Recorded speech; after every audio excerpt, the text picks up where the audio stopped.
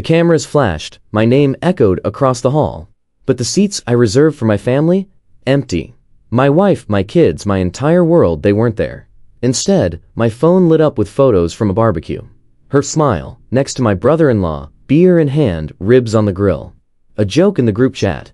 It's just a worthless diploma. 10 years of sweat, blood, missed birthdays, and they laughed at me like I was a punchline. And then, 127 missed calls. Single message from my wife. We need to talk. Now. In that moment, under the blinding stage lights, my chest felt like it cracked wide open. I wasn't just abandoned. I was erased. But they had no idea what was coming next. Before we go any further, comment where in the world you are watching from, and make sure to subscribe because tomorrow's story is one you don't want to miss. The auditorium buzzed with celebration, but all I could hear was the hollow thud of my own heartbeat. Every seat around me overflowed with laughter, families waving glitter signs, toddlers on their dads' shoulders, grandmothers wiping tears of pride. And me? My family's row was a black hole, an island of emptiness, in a sea of joy. I clenched the diploma folder, its edges biting into my palm, and forced my lips into a smile for the photographer, who didn't know it was fake. Flash. Another flash. Each one felt like lightning exposing the truth. I had no one cheering for me. My chest ached as I scrolled through the group chat again. Ben's backyard lit up on the screen. Ribs smoking on the grill. Beer foam spilling over plastic cups. Melissa laughing with her hair tied back. My mother-in-law rocking in a swing with my son, Ethan, on her lap. My daughter Sophie clung to Melissa's side, ketchup smeared on her cheek. That was my whole world. At a barbecue. While I stood alone on the biggest day of my life, I whispered under my breath, why wasn't I enough? Why wasn't this enough? The stage lights above fell hotter, harsher. My tie itched against my neck, the silver pocket watch in my jacket pressing heavy against my chest. It had been my father's, his last words, where at the day you earned something of your own. And yet, staring at my family's absence, I wondered if I'd ever truly earned anything at all. My phone buzzed again, another call from Melissa. The counter read 127. I froze, thumb hovering, pulse hammering. A single message glared back at me. We need to talk. Now. I shoved the phone back into my pocket and stepped out into the blazing Texas sun. The cheers behind me faded, replaced by the hum of tires in my imagination, already carrying me away from a celebration that wasn't mine. But what I didn't know then was this. That text wasn't the end. It was the spark that would burn everything down. Back when this journey began, I told myself it was for them, for Melissa, for Sophie, for Ethan, for the family I thought would be waiting at the finish line. By day, I was just another blue-collar name on the roster at the Houston steel plant, sweat stinging my eyes, sparks from welding torches painting the air like fireworks. By night, I was a different man, hunched over textbooks at the kitchen table while the rest of the apartment slept. The lamp cast a dull yellow circle across the pages, highlighting formulas I could barely keep my eyes open to read. Melissa would walk in sometimes, still in her work blouse, mascara smudged from long shifts at the clinic. She'd smile faintly, set down dinner and tease. Don't fall asleep in the soup again, Dave. Back then, it felt like love. And Sophie, God, she used to crawl up beside me with her homework, her tiny voice echoing mine, as we solved problems together. She'd fall asleep on my notes, her hand wrapped tight around my pinky, like I was her anchor. Ethan was younger, barely 5 then, but every time I dragged myself through the door at midnight, he'd stir awake just enough to mumble, "Night, Daddy." Those 3 words kept me alive. 10 years of this. Missed soccer games, birthdays celebrated with cold pizza, anniversaries where I was too exhausted to even light a candle. All traded for lectures in crowded night classes, professors who barely noticed me, and an endless spiral of bills that I somehow managed to pay on time. I carried my father's pocket watch through it all. His voice still haunted me. One day, wear this when you've earned something of your own. And I believed him. I believed that walking across that stage would mean Melissa's eyes lighting up, Sophie screaming my name, Ethan bouncing in his seat. But instead, the only voice I heard was my brother-in-law's laugh, mocking me through a phone screen. And deep down, a thought I tried to bury clawed its way back to the surface. What if all this sacrifice was never for us, but only for them? The notifications kept buzzing, each vibration like a hammer against my ribs. I shouldn't have looked, but my thumb betrayed me. One swipe, and there it was, the family group chat. A photo filled the screen. Ben, my brother-in-law, stood at his grill like some kind of king, beer in one hand, tongues in the other, ribs dripping with sauce. Melissa was right beside him, hair pulled into that easy ponytail I used to love, laughing so hard her head tilted back. Sophie perched on the picnic bench with ketchup smeared across her cheek, Ethan bouncing on my mother-in-law's lap while she held a red Solo cup high, like a toast. That was my family, my world, my everything. And they were all at a barbecue while I stood in an auditorium, clutching a diploma I bled for. I scrolled again. A new message blinked. It's just a worthless diploma. He could have bought one online. The words burned. Not from a stranger. Not from some troll hiding behind a screen. From my own blood. A shaky laugh escaped me, sharp and bitter, earning a glance from a graduate seated next to me. I clenched the phone until my knuckles whitened. My jaw locked so tight I thought my teeth might crack. 10 years of sacrifice, reduced to a punchline. I remembered the nights I came home drenched in sweat, hands raw, still cracking open textbooks while Melissa sighed, "Don't overdo it, Dave. We'll be fine." I remembered Sophie whispering, "I'll be proud, Daddy." Ethan's "Sleepy night, Daddy," echoing down the hallway. Those moments were the fuel that got me through. And now gone. Mocked. Dismissed like it all meant nothing. The group chat buzzed again. This time a short clip. Laughter in the background, Ben's booming voice. "Guess college boy thought today it mattered." Melissa's voice followed, light and sharp. "Don't say that, you'll make him cry." Then her laugh. Louder. Crueler. Something inside me cracked. I stared at the screen, replayed the video once, twice, like maybe I'd misheard her voice. But no, it was her. The woman who once ironed my shirt for this day. The woman who pressed my father's pocket watch into my palm and whispered he'd be proud. The woman who told me we'd get through this together. And now she laughed. My chest felt hollow, like someone had scooped out everything that kept me breathing. I shoved the phone into my pocket and dug my nails into my palms just to feel something real. The cheers around me blurred into a distant roar. The lights overhead seemed to sear into my skull. I looked back at the empty row of chairs reserved for my family. Cold metal untouched. Not even a jacket draped across the back, not a program left on the seat. Just absence. Just proof. The ache in my ribs twisted deeper. My throat tightened, words clawing to get out, but dying before they reached my lips. Why wasn't I enough? I whispered, too soft for anyone to hear. The screen of my phone lit up again, one final reminder. "Melissa, we need to talk. Now." My thumb hovered over the call button, but I froze. Because in that moment, I realized something that hurt worse than all the rest. She didn't want to celebrate me. She wanted to explain me away. And what came next would prove it. They called my name. David Carter. For a split second, I couldn't move. My legs felt like lead, heavy and stubborn, as if even my own body wanted to spare me the humiliation of walking across that stage alone. But I forced myself up, straightened the cheap navy gown that clung too tightly to my shoulders, and stepped forward. The aisle stretched out like a mile-long tunnel.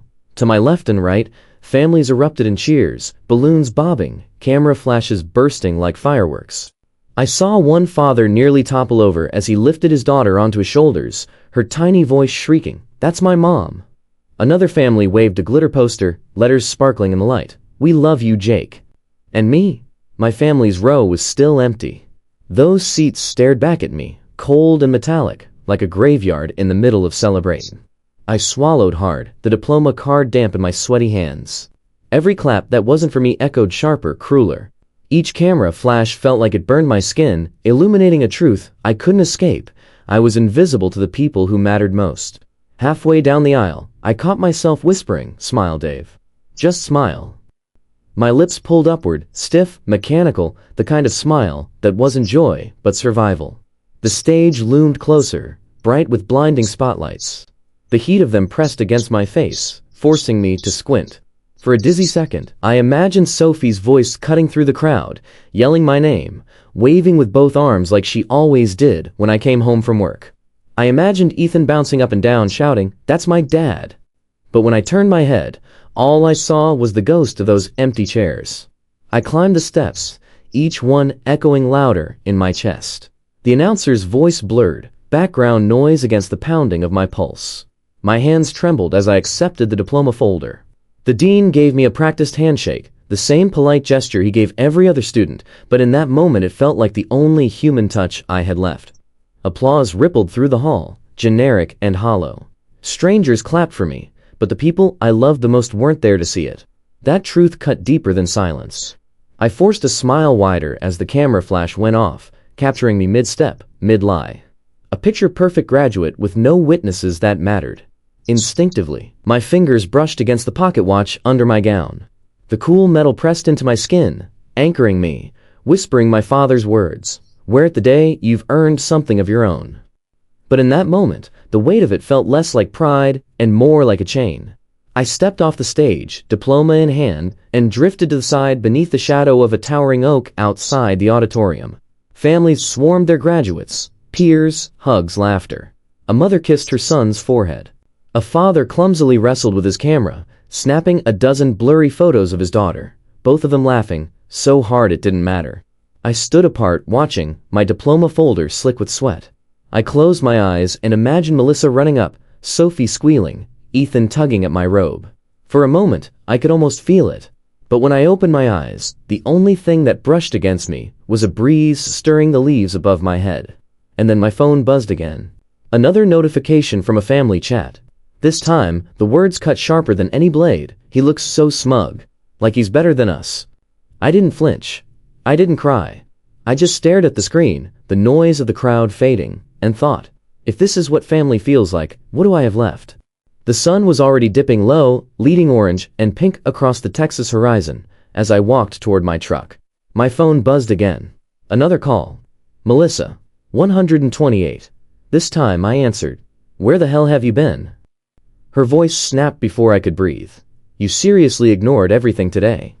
I leaned against the side of the truck, metal hot against my back, staring out at the empty parking lot. I thought you were coming to the ceremony, I said, my voice low, steady. You knew what today meant. Melissa scoffed, sharp, dismissive. Don't you dare put this on me. My parents are humiliated. You just vanished. Do you have any idea how that looked? Skipping the barbecue to play college student.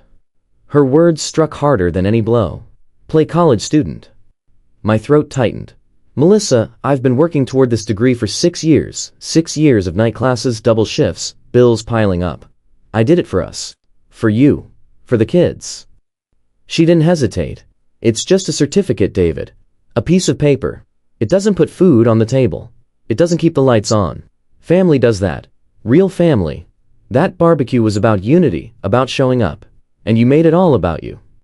I closed my eyes, forcing down the ache building in my chest. Sparks of memory flare. Sophie's little voice saying, I'll be proud, Daddy. Ethan's sleepy night, Daddy. My father's watch pressing against my ribs, as if reminding me why I endured. My voice cracked, but I kept it calm. You didn't even ask if I was okay. Silence. For a long second, I thought the call had dropped. But no, I could hear her breathing, sharp, annoyed. Finally, she spoke, softer but colder. You embarrassed me, David. You embarrassed my father. He said you look smug walking across that stage, like you were better than us. Smug. The word hit like a knife twisting in old scars. I gripped the phone tighter, staring at my reflection in the truck's window. Tired eyes, forced smile, a man crumbling behind a facade. Smug. I whispered. I walked across that stage alone, Melissa. Alone. And you call that smug? She didn't answer. I pushed away from the truck, pacing, my footsteps echoing in the quiet lot. You laughed, I said, the memory of her voice in the video cutting into me. I heard you. While I stood there hoping for just one cheer, you laughed. Her voice wavered, but not with guilt, more like irritation at being caught. Don't twist this. You always do this, Dave. You make yourself the victim. My chest heaved. No. I wanted us to be proud together. I wanted Sophie and Ethan to see that no matter how hard life gets, you don't give up. That their father fought for something better. But you turned it into a joke. For a moment, neither of us spoke. Just status coming between us. Then Melissa sighed, sharp and final. Maybe you should think about what really matters. Because it's sure as hell isn't a diploma. I pressed the phone tighter against my ear, my words steady, deliberate. You didn't even ask if I was okay. And before she could reply, I ended the call. The silence that followed was heavier than her words. My phone slipped from my hand onto the passenger seat, screen glowing in the dark cab. Outside, the horizon bled into night, shadows stretching long across the asphalt. But inside me, something else stretched too, a fracture widening into something I could never tape back together. And deep down I knew, this wasn't just neglect. This was betrayal. The diner smelled of burnt coffee and fried bacon, the kind of place where time never moved.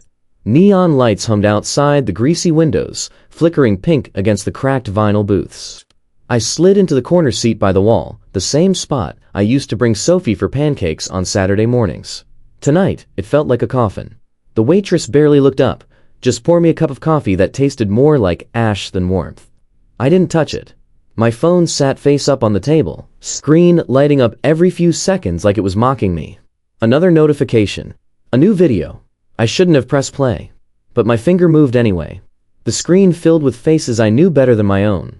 Ben at the grill, grease popping, flames licking at the ribs. My mother-in-law clinking glasses with her friends. Ethan darting through the yard, laughing. And then Melissa, my wife, leaning in frame, holding her phone, her smile sharp as glass.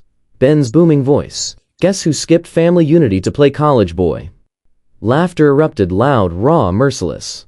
Melissa's voice chimed in teasing. Don't say that, you'll make him cry. And then her laugh. Louder, crueler. The sound sliced straight through me. I froze, the phone trembling in my hands.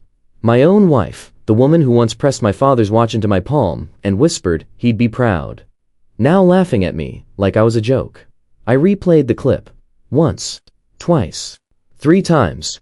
My chest heaved, searching for proof that maybe I misheard her. That maybe it was someone else. But it was her. Every time. I set the phone down, screen glowing against the Formica tabletop, and just stared. The chatter of the diner faded. Forks clinked. Coffee machines hissed. Somewhere a toddler giggled. None of it touched me. My hands were numb, my body frozen, but inside something buckled. 10 years of sacrifice. Missed birthdays. Cold pizza dinners. The hollow promises that it'll be worth it one day. And this was my reward. I whispered into the stale air, voice so faint I barely heard it myself. Was I really nothing more than a punchline to them? The phone buzzed again. Another message in the group chat. A meme this time. A cartoon diploma tossed into a trash can with the caption, Achievement unlocked, midlife crisis. My throat tightened, eyes burning, but no tears came. I was too far past crying. Instead, I felt hollow.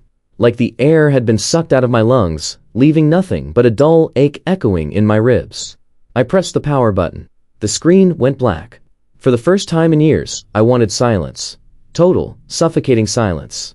I reached into my jacket pocket and pulled out the leather notebook I'd carried since night school. Pages filled with equations, budgets, plans, dreams. I flipped to a blank page. My pen hovered, then pressed down hard. 3 words, jagged but steady. Not revenge. Dignity. Peace. I underlined them until the ink bled through the page. For a long moment, I stared at those words, my reflection faint in the diner window, neon light painting me in fractured pink and blue. I didn't look like a man who just achieved his dream. I looked like a man unraveling. And yet, beneath the ache, something flickered. Fragile. Dangerous. Because in that silence, in that humiliation, I felt the faintest spark of resolve. I wasn't going back to that barbecue. I wasn't begging for a seat at their table. Not anymore. And what came next would change everything. The diner's neon glow still flickered against my skin when I stepped outside into the heavy Texas night. My notebook, still open on the table, bled ink into the words I had carved. Not revenge. Dignity. Peace. I thought the silence that followed would last forever. But the universe had other plans. The next morning, just as the sun broke pale and gray over the horizon, I found it, a thick manila envelope wedged halfway under my apartment door. No return address. No note. Just my name scrolled in black ink, David Carter. My chest tightened. I tore it open with trembling fingers. Inside, official documents stamped with the seal of a law office in Austin. Dalton and Wilkes, state attorneys. My eyes scanned the first page, words blurring until one line seared into me. For the will of Martha Langford, you are the sole beneficiary. Martha. Aunt Martha. My mother's estranged older sister. The black sheep of the family.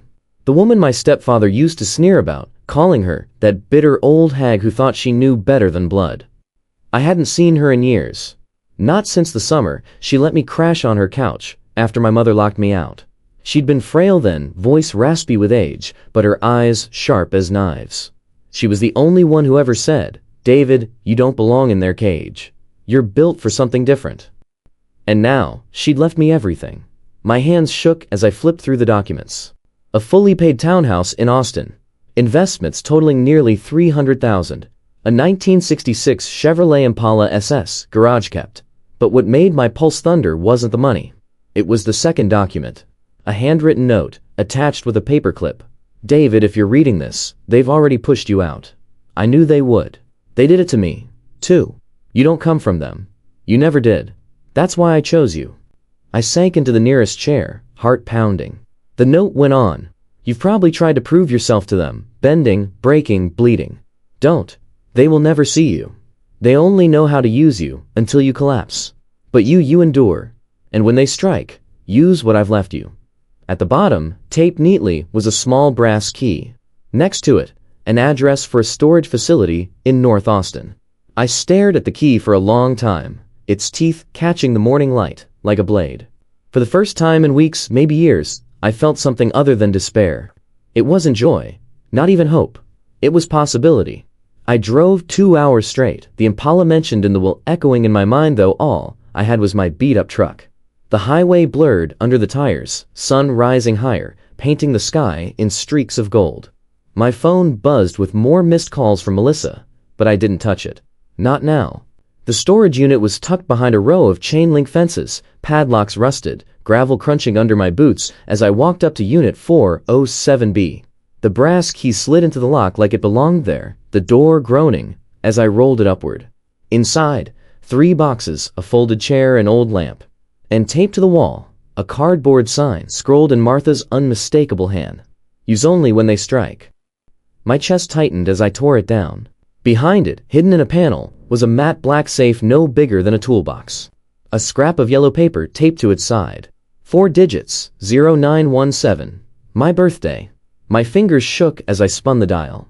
Right, left, right, click. The door swung open with a heavy thunk. Inside, a bundle of letters tied with a faded blue ribbon, an old voice recorder, and a thin folder labeled in Martha's slanted script. Proof. I pressed play on the recorder. Her voice crackled through, older, thinner, but steady. "David, if you're hearing this, it means they've done to you what they did to me. They'll call you selfish. They'll call you crazy. They'll strip you of everything, your worth, your place, even your name. But don't scream. Don't beg. Fight with silence. Fight with proof. That's the power they'll never understand." I closed my eyes, her words wrapping around me like armor.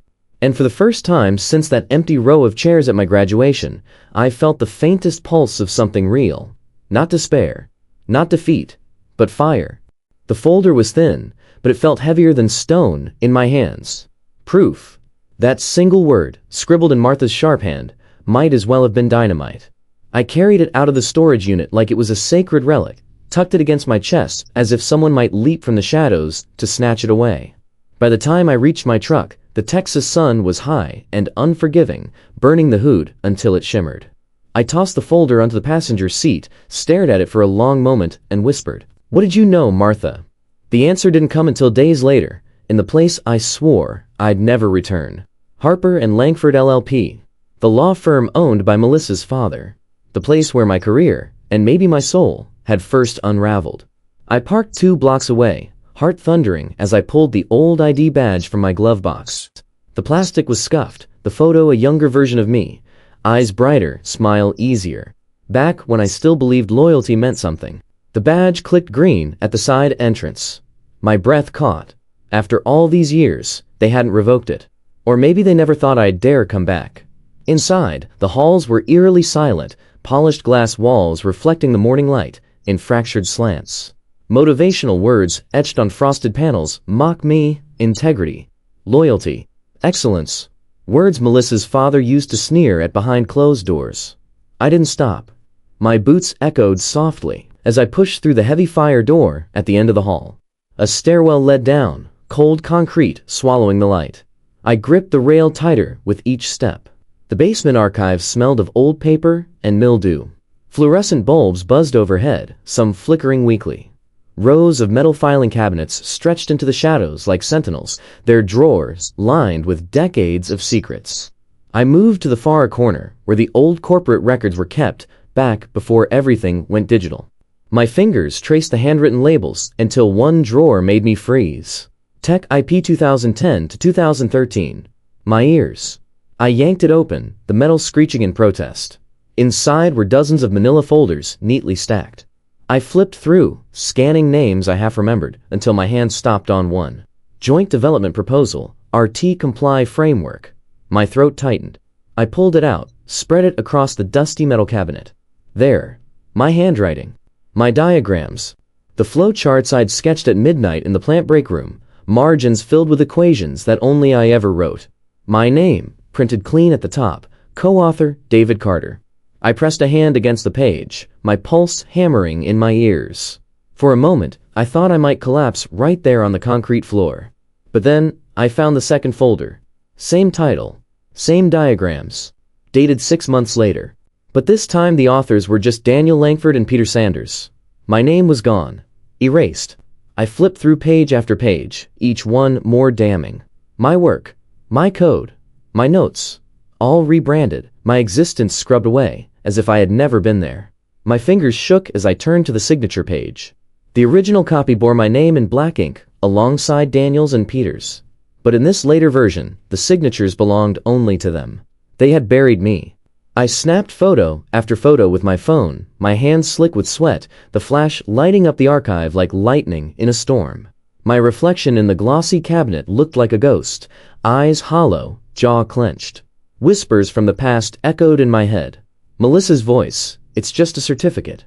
Her father's voice, "Thank you for your contribution." Contribution. That was what they called it when they stole the spine of my work and built their empire on it. I slid the original signed draft into my satchel, tucking it between Martha's letters like it belonged with her prophecy. For a long moment, I just stood there, chest heaving, the smell of paper and dust choking me. "They'd built a kingdom from my bones," I whispered. My voice echoed off the concrete, bitter and hollow. And in that silence, I realized something Martha had always known. This wasn't just betrayal. It was theft. And now, I finally had the proof. The mediation office smelled of leather chairs and stale perfume, the kind of place where silence was meant to intimidate. Polished marble floors reflected the abstract art on the walls, sterile and hollow. They called it neutral ground. To me, it felt like a stage, and today, I wasn't the one on trial. Melissa sat stiff in a cream blouse, fingers clasped tight, in her lap. Beside her, Peter Langford, the patriarch, the man who once shook my hand and said, "Thank you for your contribution," donned his navy suit, pink tie perfectly knotted. Ben lounged at the end of the table, smirk tugging at his lips, like he'd already won. I slid into my chair, opposite them. The mediator, a polished woman with calm eyes and a clipboard, offered rehearsed pleasantries. Today's session is about clarifying expectations, property, custody, and civility for the children. I let her finish. Then, without a word, I reached into my satchel and laid a manila envelope on the table. "If I may," I said evenly, my voice steady though my heart thundered, "I'd like to add one item to the agenda. Restitution for intellectual property theft." Then smirk faltered. Peter's brows knitted. Melissa blinked, her mask of composure cracking for just a second. The mediator tilted her head. "Perhaps we should pause." "No," I slid the folder toward them. "This meeting is being recorded. Let's continue." Peter's lips twitched into a condescending smile as he flipped open the folder. "What's this supposed to be?" Inside, the original joint development proposal, my handwriting scrolled across diagrams, my signature inked beside theirs. His smile died. Ben leaned over his shoulder, color draining from his face. Melissa craned forward, her voice sharp, forced. "What are you talking about? This is old. Ancient history." I met her eyes, cold and steady. A misunderstanding doesn't erase my name from a legal document. A misunderstanding doesn't fund 2 beach houses. A misunderstanding doesn't register patents under someone else's code. The air thickened. Peter slammed the folder shut, jaw tight. "You have no proof that any of this." I pressed a button on my phone. Aunt Martha's voice filled the sterile room, crackling from a recorder. "They'll deny. They'll smear. But you've got the proof. Use it before they destroy it." Melissa flinched as if the words struck her skin. This is ridiculous, she spat, her voice trembling between desperation and rage. David, we were young. Mistakes happen. Why bring this up now? Because now it matters. My tone cut sharp. I leaned forward, voice dropping into steel. Because your family built an empire on my work. Because while I sacrificed years for a degree you marked, you lived off the wealth stolen from my hands. And because you looked me in the eye and called me worthless. For the first time, Melissa had no words. Peter adjusted his cufflinks, trying to regain control. Even if this were true, and I'm not admitting it's the statute of limitations. The suit's already been filed. I slid another document across the table. You'll be served within 48 hours. And when discovery begins, auditors will comb through every financial record, every patent filing, every memo. Your fingerprints are all over it. Ben shifted uncomfortably, muttering under his breath. The mediator's pen hovered uselessly over her clipboard. The silence grew heavy, suffocating. I stood, collecting my satchel, my eyes steady on Melissa. You once told me my diploma was worthless. Let's see how worthless it feels when it rewrites your future. She shot to her feet, panic flickering in her eyes. David, wait. We can talk about this. For the kids. I paused at the door, turning just enough to meet her gaze. For the kids, I fought for 10 years to prove that persistence means something. And you laughed. That's not on me. Peter's face burned red, his hands gripping the closed folder like it might explode. Ben stared at the floor, smirk long gone. The mediator cleared her throat, her calm veneer finally cracking. Well, that changes the scope of this meeting. I'd say so, I replied quietly. And with that, I walked out. The sun outside hit my face, warm and bright, but didn't feel like victory. It felt heavier, like a war had just begun. But for the first time, I wasn't begging for a seat at their table. I had built my own. The townhouse felt too quiet that evening. The walls still smelled faintly of cedar and lemon oil, Martha's scent, a reminder of a woman who believed in me when no one else did. The folder of proof lay on the dining table, heavy as a loaded weapon, but my eyes couldn't stay on it. Not tonight. I rinsed out a chipped coffee mug in the sink, letting the warm water run over my hands when the knock came. 3 soft taps. Not urgent, not angry. Just uncertain. I dried my hands on a dish towel and opened the door. Sophie stood there, who'd pulled over her head, sneakers damp from a sidewalk. Her eyes were red, cheeks streaked with tears that hadn't fully dried. She clutched something wrapped in white tissue paper, holding it like it might break. For a moment, my body went rigid. I'd imagined this moment so many times, but nothing prepared me for the reality of my daughter standing there, small and fragile, on the threshold of my exile. I didn't know where else to go, she whispered. My throat tightened. Words failed me. All I could do was step aside. Come in. She shuffled past, shoulders curled inward, avoiding my gaze. She didn't sit, just stood near the window, staring out at the darkening street. I stayed quiet, afraid to shatter the fragile silence between us. Finally, she turned. Her voice trembled. I wanted to come to your graduation. I blinked. My chest ached. She took a shaky breath. I begged Mom. I asked so many times. But she said you didn't want us there. That you'd be embarrassed if we showed up. That you were trying to be someone else now. Her words sliced through me sharper than any lawyer's cross-examination. I gripped the back of a chair to steady myself. She told me you'd moved on, Sophie whispered, her voice cracking. That you didn't want us anymore. My legs gave way, and I sank onto the edge of the couch, staring at her. No, I said, my voice breaking. God, no. Every late night, every class, every shift, I did for you. For Ethan. For us. I wanted you to be proud. Her lip trembled. She reached into her hoodie pocket and pulled out her phone. I didn't believe her, so I went anyway. She tapped the screen, then held it out. The photo was grainy, a little blurry, but there I was on stage, blue gown, diploma in hand, smiling with a weariness only she could have recognized. You look proud, she said softly. And I was proud too. That did it. My composure cracked.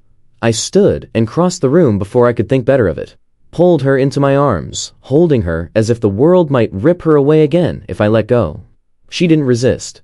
She clung to me, her tears soaking into my shirt. My own eyes burned, but I didn't care. I thought I lost you, I whispered into her hair. I didn't know how to find you, she sobbed. Until now. We stood there for a long time, father and daughter holding on like lifelines. The townhouse around us faded, the shadows, the silence, the ghosts of betrayal. For the first time in months, maybe years, I felt something real, belonging. Eventually, we sat together on the couch. Sophie leaned against my shoulder, still clutching the tissue-wrapped bundle. She placed it in my hands. "I had this printed," she murmured. "I was going to leave it on your doorstep, but I wanted to give it to you myself." I unwrapped it slowly. Inside was the same photo of me on stage, framed in simple black. On the back, written in her handwriting, "You earned this. And I saw you." I swallowed hard, tears threatening again. I set the frame on the shelf beside Martha's letters, then wrapped my arm around Sophie, pulling her close. The sun had slipped completely now, leaving only the glow of the streetlight outside. But inside, the darkness didn't feel so heavy anymore.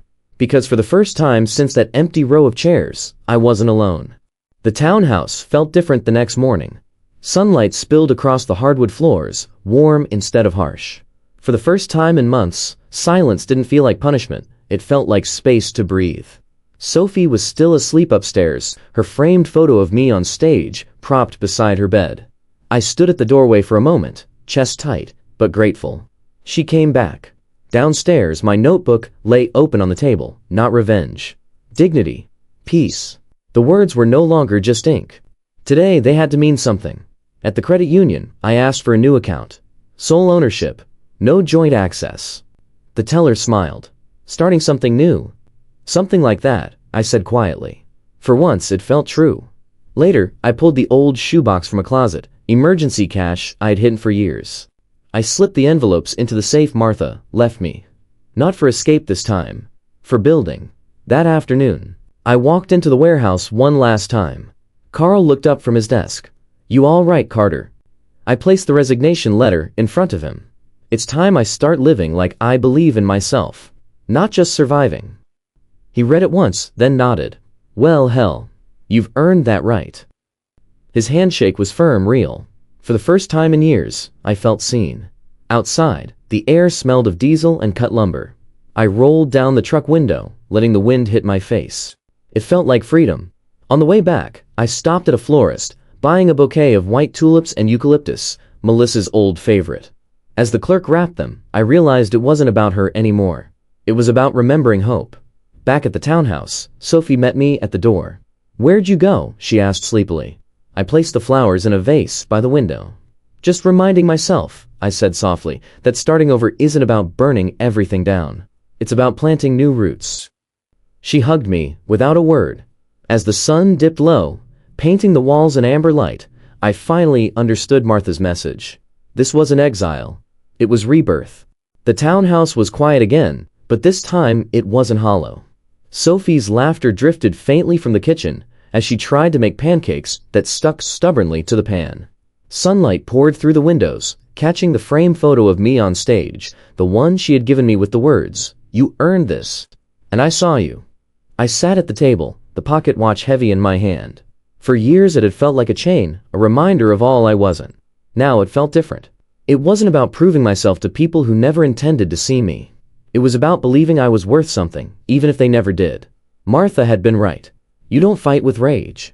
You fight with silence, with dignity, with proof. And sometimes, the proof isn't a document in a folder. Sometimes, it's a daughter showing up at your door to say, "I saw you." So here's the truth I've learned. Family doesn't always mean blood. Pride doesn't come from applause. And your worth is never defined by the people who dismiss you. It's defined by how you keep standing when they do. Maybe you felt overlooked. Maybe you've given everything, only to be told it wasn't enough. If so, let my story be your reminder. You don't need their permission to matter. You don't need their approval to start over. Because sometimes dignity is louder than revenge, and peace is stronger than applause. If this story resonated with you, if you've ever been dismissed, betrayed, or made to feel invisible, share it. Leave a comment. Tell me where you're watching from. And don't forget to subscribe, because maybe the next story will remind you of your own strength.